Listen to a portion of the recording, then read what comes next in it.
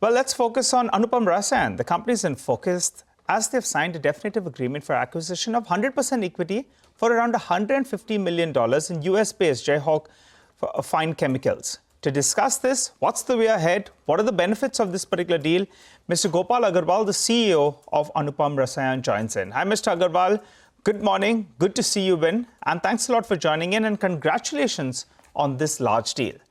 Well, before we come to you, Mr. Agrawal, I just want to focus on, what we're going to be talking about, the synergies from this acquisition, what will the combined entity look like, and are there any cross-selling opportunities as well? But Mr. Agrawal, let's get off the blocks with the first point then. Explain to us the deal structure. You're investing, I think, close to around $40 million via a wholly owned subsidiary. The rest of it is coming from the investment company, right? Because you're subscribing to the Class B shares. What are the commitments you have made to the investment company? If you could give us some color in terms of dividends, any outgo, IRR targets as well. Well, first of all, thank you, Nigel, for having us, on the channel. It's one of the, I would say, big milestone, in Anupam's history. It's a pretty bit transformative kind of a journey, for us, to become a global specialty chemical company. And hence, it's a pleasure to be, on your channel for this. See, as far as the structure is concerned, let me kind of clarify. In all, as far as the enterprise value is concerned, it's 134 million. Plus, the company has 16 million of cash, so which would mean that we will end up paying 150 million, for the transaction.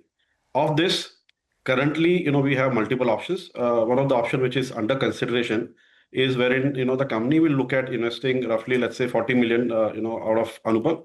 And then we will look at maybe, let's say, anywhere between 100 and 110 crore coming from a large, very large global financial institution, which has a AUM of over $100 billion.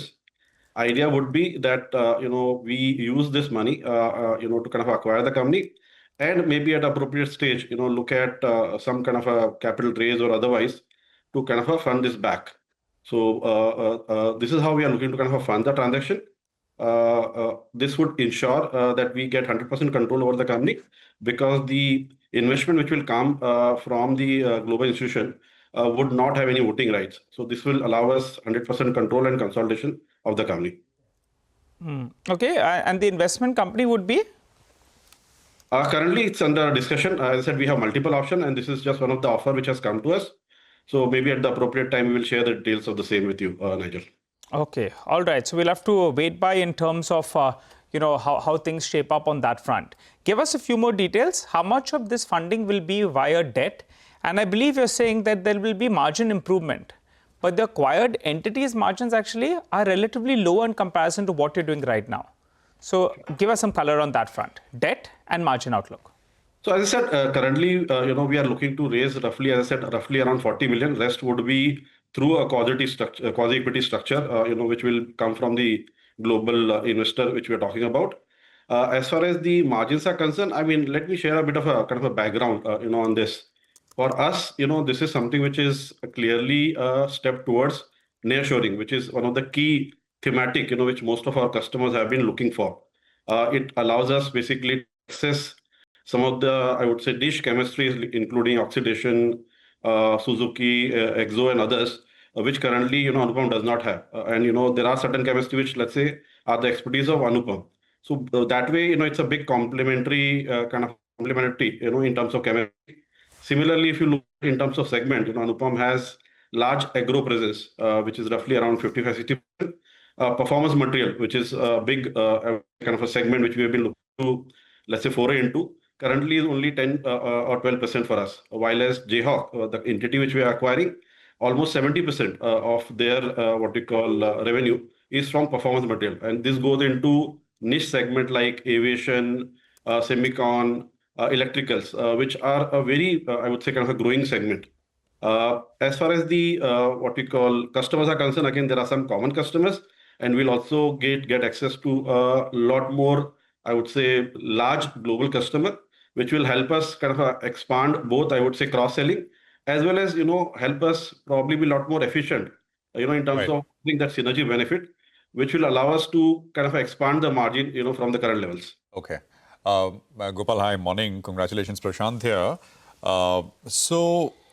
Two questions. Is there does it have, in the chemistries and what it produces, this company produces, does it have like a dominant market share in any niche segment? No, Prashant. So basically, as I said, as far as the high purity process or chemistry is concerned, this company Jayhawk has I would say, a kind of a monopoly position, and have customers who have been there with them for decades. So I would Okay. say it's a kind of a annuity, business which they have been able to build, given the expertise of the chemistry, and what you call some of the processes which I would say are unique, to this company, which has been developed over a period of time by the team. So And in high, fact, high value performance materials.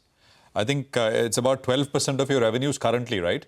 Post yeah. this acquisition, what will that number be at, and what are margins in this segment as opposed to the rest of the business?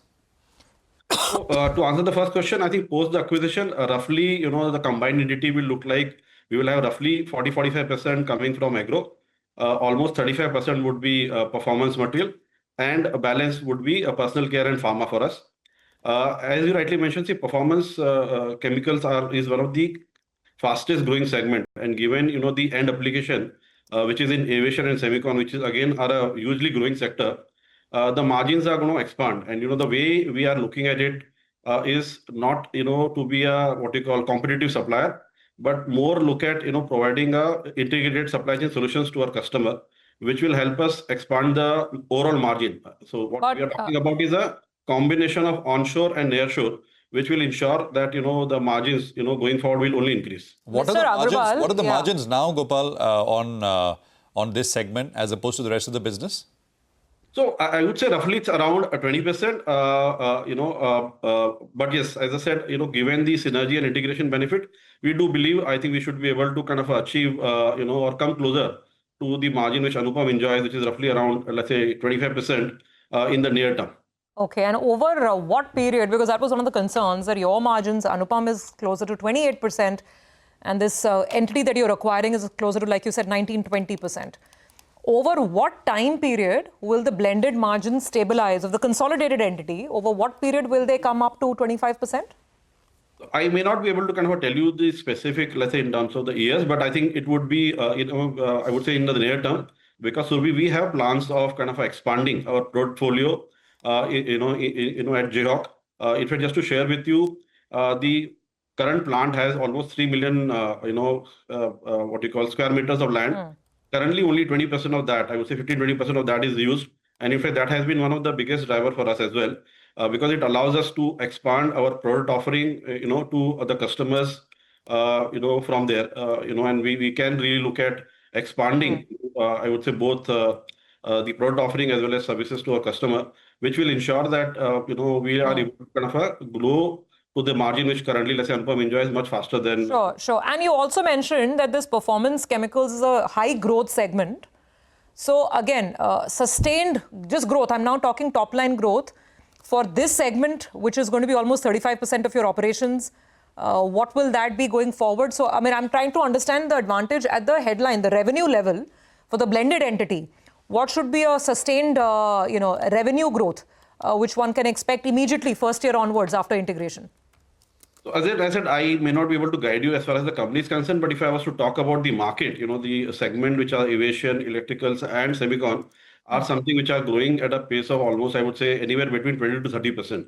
And our endeavor has always been, to kind of grow bigger than or larger than, what the market is growing. So from that perspective, as I said, this is something which is going to be a big growth driver for Anupam, and I would say Anupam and Jayhawk as an entity together.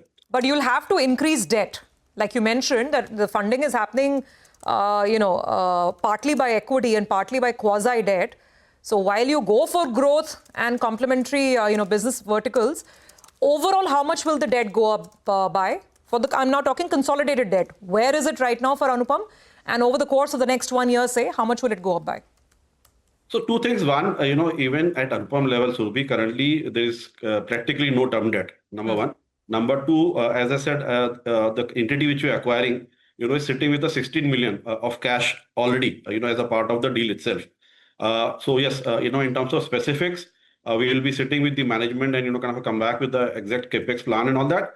But I can assure you, it is not something which is going to be a big number, both in terms of capex and debt, which we are looking at it. Because I said a lot of it, will be driven just by the synergies, which both the companies will be able to kind of work together and provide.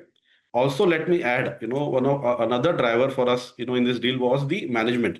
And please appreciate in any CDMO business, people are the biggest asset. You have Jayhawk, which has been, entity which has been running by the existing management, I would say for almost last over 2 decades. So we have a team of experienced people who have, I would say, more than requisite knowledge of the chemistries and relationship with the customer, which will ensure that, yes, all we need to do is be the catalyst, to them. And growth is something which is, I would say, is something which will be our way much sooner than otherwise. All right. We've got Gopal. We'll leave it there. Thank you very much for joining us. Really appreciate your time here on CNBC-TV18.